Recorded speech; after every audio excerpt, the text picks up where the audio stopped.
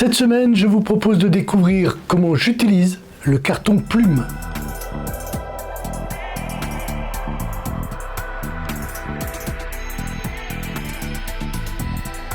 Bonjour à tous, si vous êtes nouveau sur la chaîne, je vous souhaite la bienvenue, je m'appelle Daniel et sur cette chaîne, on parle de photos, de vidéos et de drones.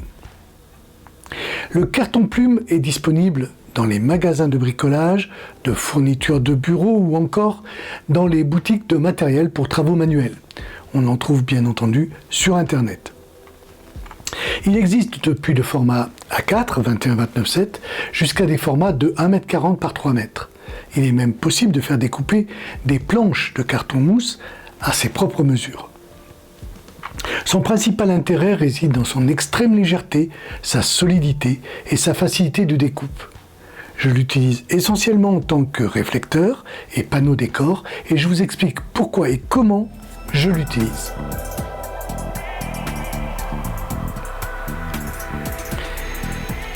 Le carton plume, appelé aussi carton mousse, est un matériau solide, très léger et facile à couper.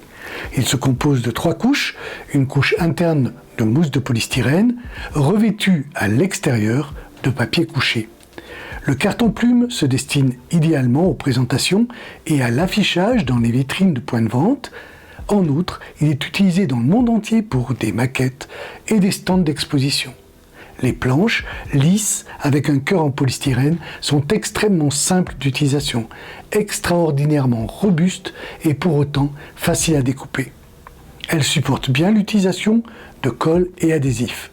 Le carton plume est aussi proposé sous forme auto-adhésive. Il existe en plusieurs épaisseurs allant de 3,5 à 10 mm.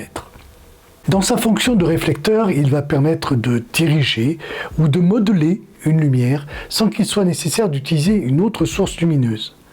Sa surface satinée renvoie bien la lumière. On voit dans cet exemple que le carton plume, utilisé comme réflecteur, permet d'apporter un peu de lumière très douce pour accompagner l'éclairage principal. En collant du papier déco sur chacune des faces, on réalise des micro-décors qui permettent de créer des ambiances lors de la présentation de produits par exemple. Pour les plus créatifs d'entre nous, le carton plume permet aussi de créer des maquettes ou des micro-décors. Personnellement, j'utilise le carton plume essentiellement comme réflecteur. Je dispose de plaques de 50 par 65 cm en 5 et 10 mm. J'ai ensuite découpé des plaques plus petites et adaptées en fonction des besoins sur mon setup.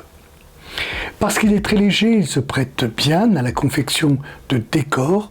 Je colle du papier déco différent sur chacune des faces d'une plaque de carton plume et je me constitue ainsi un ensemble de décors qui me servent pour la présentation de produits par exemple. J'ai fabriqué un décor en imitant la brique rouge sur une face et un décor vieux bois sur l'autre face. Sur cette plaque, j'ai posé un papier gris sombre, presque noir, et un papier gris un peu plus clair sur l'autre face.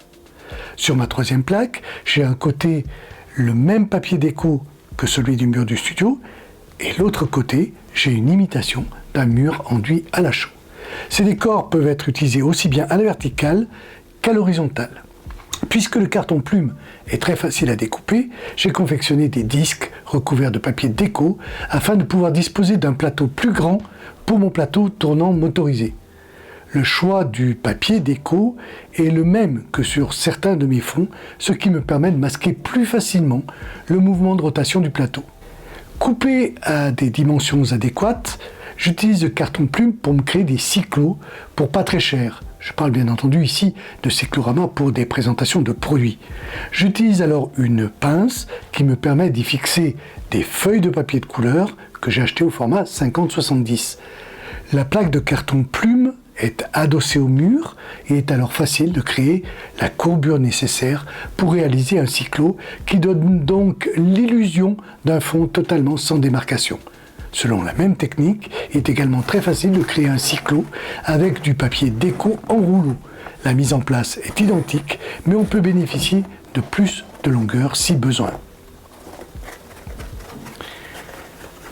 Voilà, c'est tout pour aujourd'hui. J'aurai plaisir à vous retrouver dans de nouveaux épisodes.